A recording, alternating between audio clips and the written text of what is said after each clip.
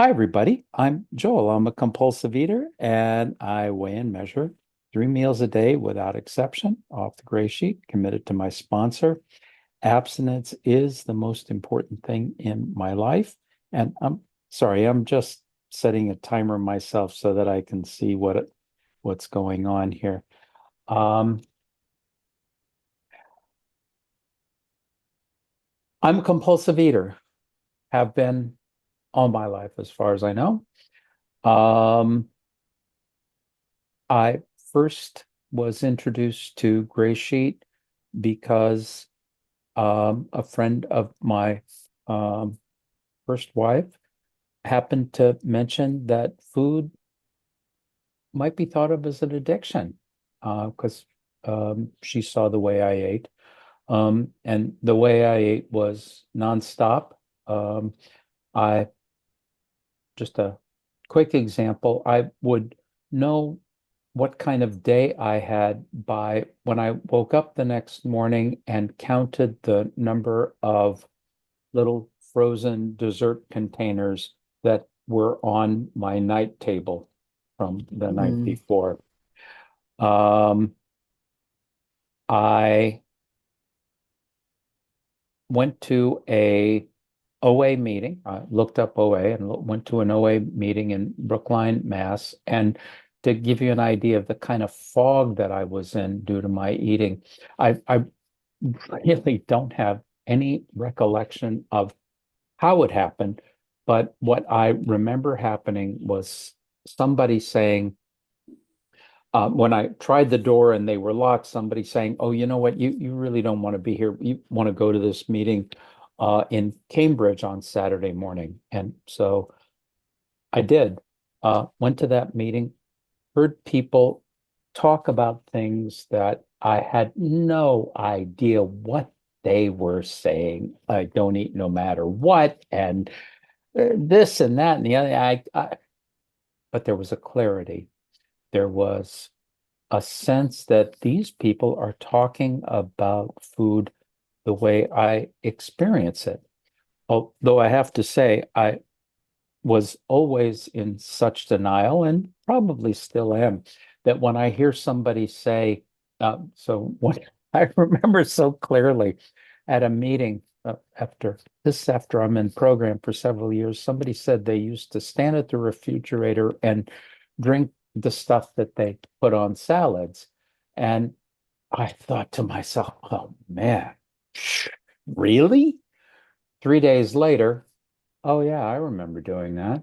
Of course I did mm, that. Um, I was in the program for several years. In Cambridge, I was living outside of Boston, and so I was active in the community, and then got a job in about 100 miles away, 120 miles away from Boston, and I drifted away from gray sheet meetings. I tried going to AA meetings, but didn't like being ridiculed for not having a real addiction. Um, Drifted away from the program, and we know what happens when we drift away from each other and drift away from the program. I picked up uh, and ate for some amount of time. I'm not really sure how long that amount of time was. I do know it was about 100 pounds worth. And Um, how I got abstinent on Halloween. Truth be told, I was, well, let me just say where how, what a day would be like before I came back into program. I worked in this office building, and it was a very large office building. It was 4 stories. It was a converted warehouse, and so it was a very long building. Um, and there were 4 floors, and on each floor there were 4 kind of coffee areas. And the company I worked for was a company that was very well off. And so meetings were always being catered, whether they were breakfast meetings or lunch meetings. And of course, they always ordered too much. And so the trays of leftovers would go to one of these coffee areas. Um, four on each floor, four floors, 16 coffee areas. I would spend my day basically going from one coffee area to another, picking up food and eating whatever I could find. This was instead of course, working. Um, I, in desperation, then at one day, either I called my sponsor, my original sponsor, or he called me. I don't recall. How are you doing? I'm not doing good. Um, he said, "What are you doing about your food?" And I said, "I'm in a program called Thins In, which cost some exorbitant amount of money and was absolutely stupid." And he said, "I think you better get to a meeting." And I said, "Yeah, I think you're right." And there was a meeting the next day in New York City. And so I went to that meeting. I got abstinent that day. Truth be told, I don't know what the date was. And so for months and months, people would say, "What's your date?" And I'd say, "I don't know." And my sponsor heard me one day and he said, "Look, stop that stupid stuff." But I said, "I don't know." He said, "Okay, your date is 31 October 1995. That's how I do this program. I do it by asking my sponsor what to do. I do it by listening to you all. Call it a sandbox, call it uh, group therapy, call it whatever we want to call it. My motto is the person with the longest term abstinence is the person who woke up earliest this morning, because this is a day at a time. And what we do is a day at a time. And I learn so much from each one of you, always at every meeting. The struggles we go through, the simple joys that we have, the simple, I call them triumphs, but they're not really triumphs in that we're kind of surrendering to the process. And maybe it's a triumph over our self-will to just kind of go, you know what? I can't do this by myself. I have to hear it from you all on what I need to do and how I need to get through a day. Um, because I've been doing this for a while, um, a lot of what I need to do to get through a day is pretty habitual. Um, some would say I've maybe kind of built up some karma on how to get through a day. So, I wake up and I have my coffee and I start work.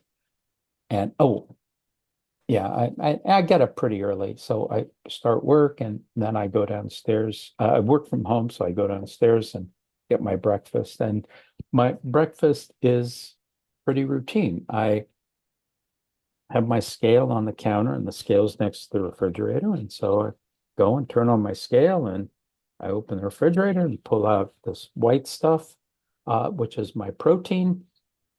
And I get my bowl and I weigh out my protein and then I add my fruit and fill up my coffee cup and go back upstairs. And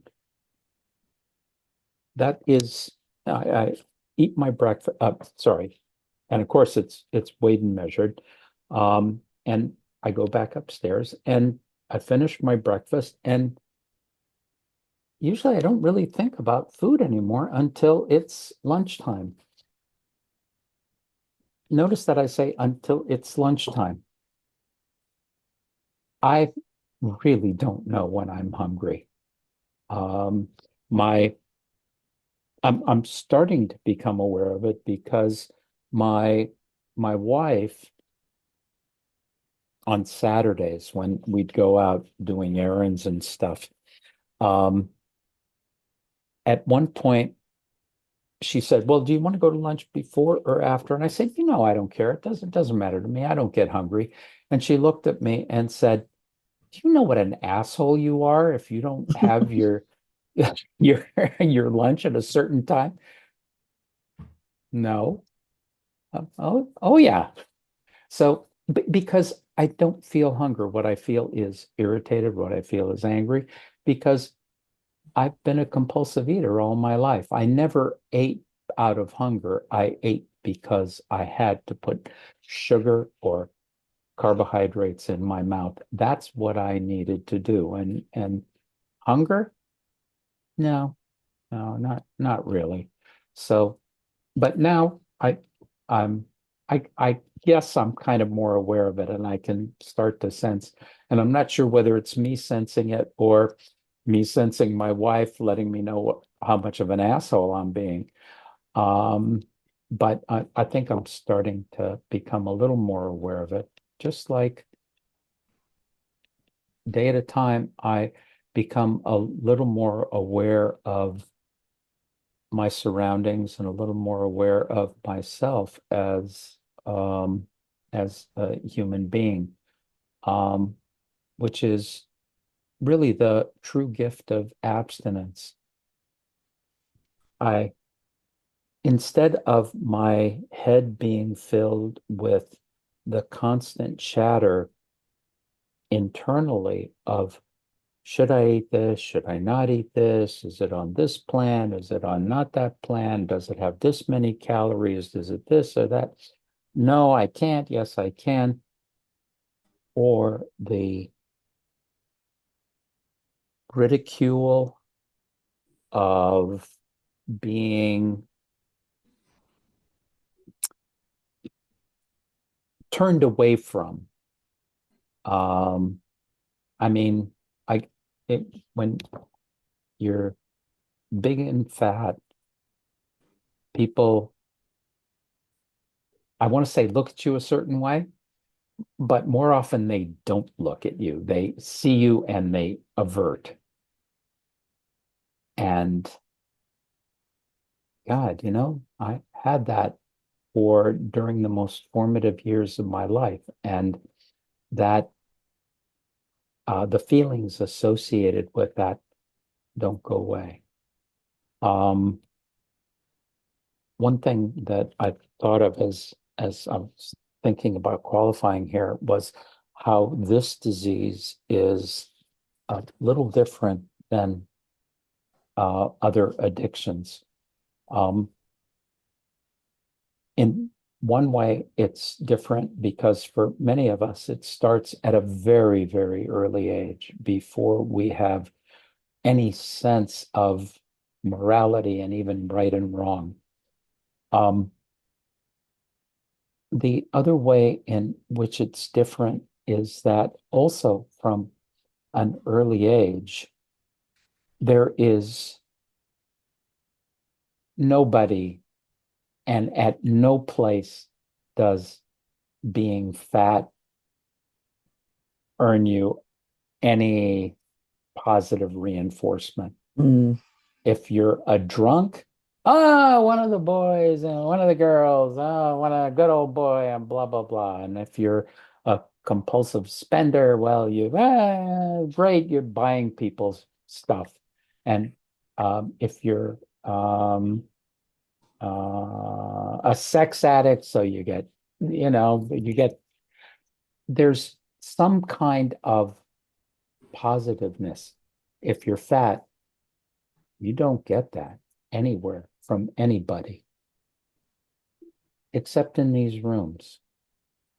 Um, the reason I'm here is because you're here, because the only place I can hear about how to live with this disease is from you people. I'm not going to hear it from my wife. I'm not going to hear it from my kids. I'm not going to hear it from my doctor. The only place I learn to live with this disease, the only place I discover the tools for living with this disease and living in recovery with this disease is from you people. And that's why I'm here. I'm here to um, give a little space between me, my mouth, and this hand, and the next bite, and putting the next bite in my mouth so that I can um, live a couple more years. I used to say that when I was 35, I didn't feel like I was getting old. I didn't feel like I was, um, reaching middle age. So I thought, well, okay, let me check in again when I'm 40 and see if I feel like I'm middle aged then. And didn't feel like it then. And waited another 10 years till I was 50 and, still didn't really feel like I was middle aged. And I thought, well, okay, instead of checking in every year, I'm going to wait until I'm going to decide that I'm not going to reach middle age until I'm 75. And then I'll be middle aged. Of course, that means I'll live to be 150. So with your help and the help of this program, kind of have my head set on living to 100. Well, that's not exactly true. If I live to be 150, that'll be 2098 and might as well make it to 2100. So, uh, so that's what I can do. And I have a chance to do that because of you all and this program. Every year on my birthday, I go for a physical exam, got my labs back. Everything looks good. Not because of me. If it were up to me, I'd be dead. It's because of you and the relief I get from my disease from this program. And with that, I'll pass.